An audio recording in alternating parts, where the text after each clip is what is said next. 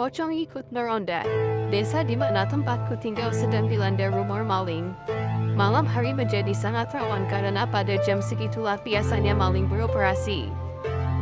Anehnya, maling tersebut selalu menjarah rumah yang saling berdekatan. Misalnya saja malam ini rumah nomor 1 kemalingan, dan esoknya, rumah nomor 2 yang selanjutnya menjadi target, begitu seterusnya.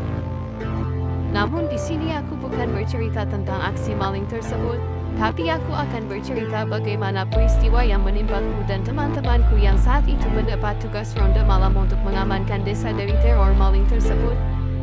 Namun sialnya, kami mendapatkan tugas ronda itu tepat pada malam Jumat Kliwon.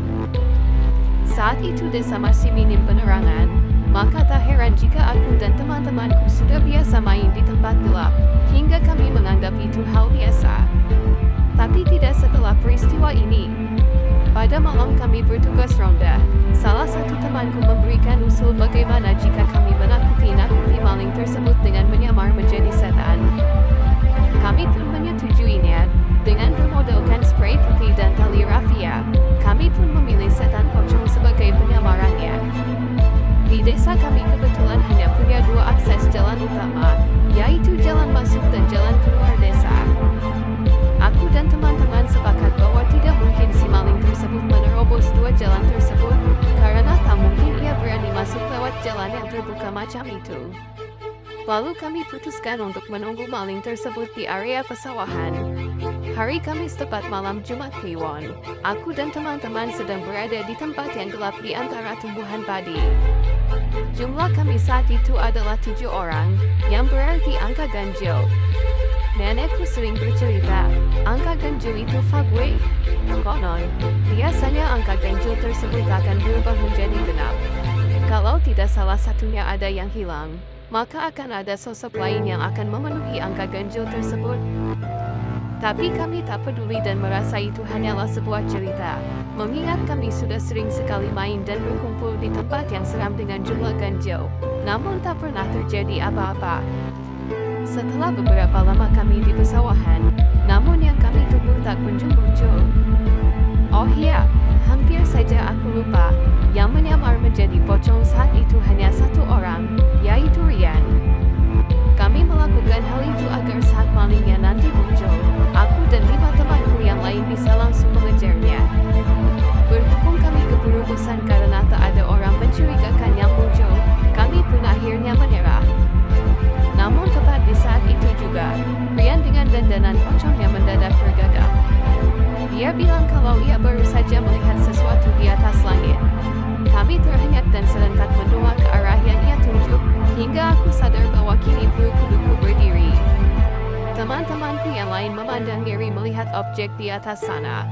Tepat di atas kami ada sesuatu berwarna putih yang tengah melayang.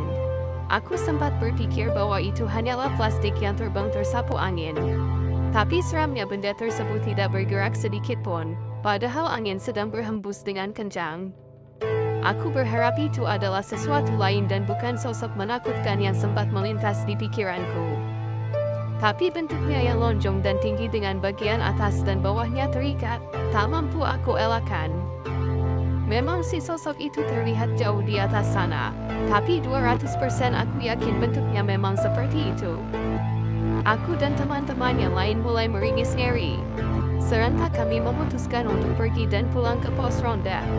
Tapi sialnya, benda di atas itu tiba-tiba saja mengarah pada kami dengan kecepatan yang tinggi. Aku dan yang lainnya terperangah karena sebentar lagi kami akan tertimpa benda tersebut. Bruk. Benda menyeramkan itu jatuh tepat di atas kami bertiga, entah sudah menubruk siapa. Namun aku yakin betul kalau benda itu jatuh tepat di sampingku. Aku tak berani melihat dan tak tahu seperti apa wujud aslinya jika dilihat sedekat ini. Kami semua langsung panik, namun tubuhku tak mampu bergerak saking shocknya. Aku mendadak lumpuh dan tak bisa kemana-mana, tapi untungnya salah satu temanku yang saat itu mampu bergerak langsung meraih tanganku, membuat persendian tubuhku kembali normal. Aku pun akhirnya melakukan hal yang sama pada salah seorang yang ada di dekatku untuk membantunya berdiri dan berlari. Aku terus berlari tanpa menoleh ke belakang, hingga akhirnya aku dan yang lainnya sampai di pos ronda dengan apa yang terjadi barusan. Justru kami malah membuat lelucon tentang kejadian tadi dengan saling bertukar imajinasi. Tadi itu apa ya? Gue gak lihat. Hahaha. Seperti itulah. Namun kami mendadak bisu, merasakan ada sesuatu yang janggal di pos ronda ini. Kata-kata lelucon kami barusan seperti hilang tertelan angin, membuat kami diam berjamaah.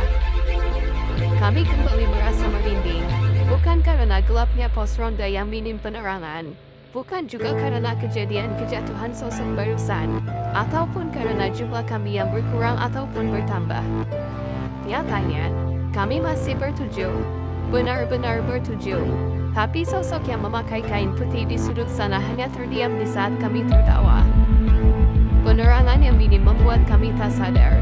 Sosok yang duduk di pojok itu terbungkus kain putih menutupi wajahnya lengkap dengan ikat tali putih di atas kepala dan bawah kakinya.